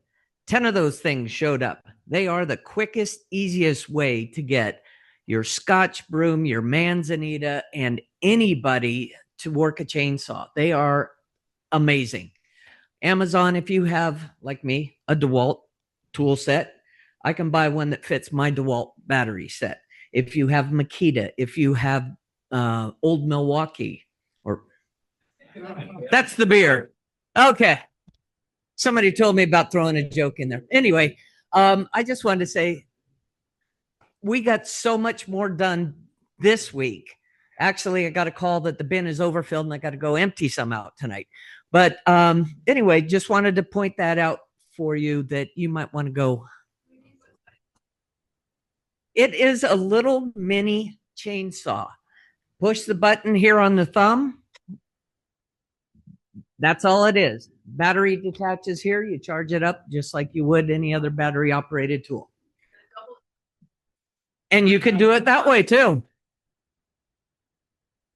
Thank you very much. Thank you. I'm just going to give Art a moment. Art is a retired chemical engineer and an inventor, and he has so many ideas. I think you'll find some handouts on the table outside about his ideas for eradicating Scotch broom. And I want to give him just a moment to talk about this chainsaw. Okay. How about a 2-minute elevator speech? I hear a lot of talk today about together we can do this. Oh, thank you. Remind me if I forget. There are a lot of people here, fire people, firewise, you people, residents. Together we can do this. I hear people saying that. I'd like to share a story to impress on you. I grew up in northern Wisconsin. One morning at a farm. One morning I went out to get a couple stray cows. My dog went with me. He stuck his nose in the air. He smelled something and off he went. I thought he smelled a partridge, maybe a rabbit. 2 seconds later, I heard a bow. That wasn't a Chihuahua. That was the size of a big dog. Only turned out to be a timber wolf. The timber wolf was upset. The next thing I saw was my dog coming back, put tail to the ground, and that timber wolf that was about that tall, 3 feet behind him. Then he's coming to me. He circled a hazelnut bush and jumped 15 feet away, like farther than that. In midair, he turned around and landed on my feet. Behind him, in the air at the same time, was that wolf jumping toward us. What was that crazy dog thinking? I think he was thinking that you and me together, we can handle this. The wolf changed his direction a little bit. I spread my raincoat out, and maybe that had some effect. I could have reached out. That timber wolf went by right here and disappeared. What did my crazy dog do? He said, "Oh, we're in control. We won." He turned around and chased the wolf. Stupidity, but you can, as a group, with tools, new tools. This is one. It has this little blade on here. That's patented. I got a patent on it because it's effective. When you cut with a chainsaw and that's not there, it shatters. It can grab the chain. The standard crew. Oh, you'll hold it. Okay. The standard crew, you people told me this yesterday. No, a couple of days ago, I talked to two of you. The standard crew is a guy with a chainsaw. Another member has to be there to grab the branch and let it get cut off.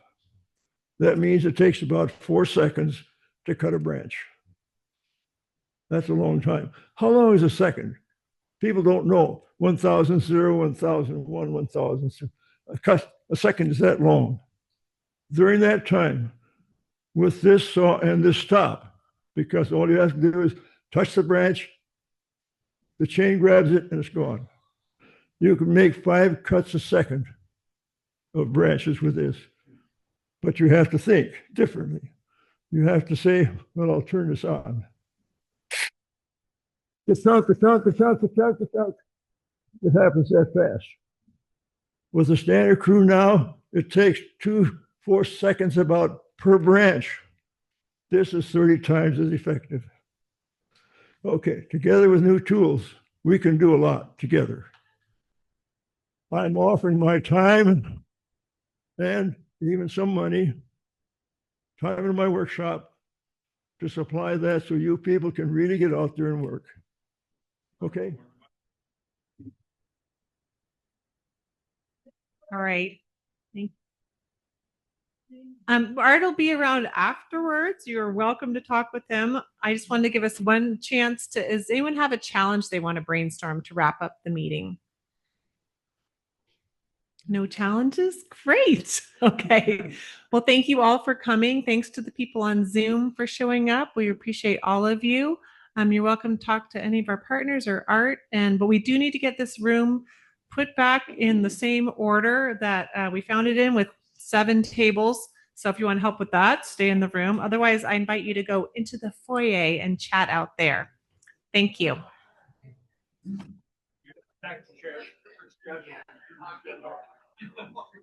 You turn this off. To turn off.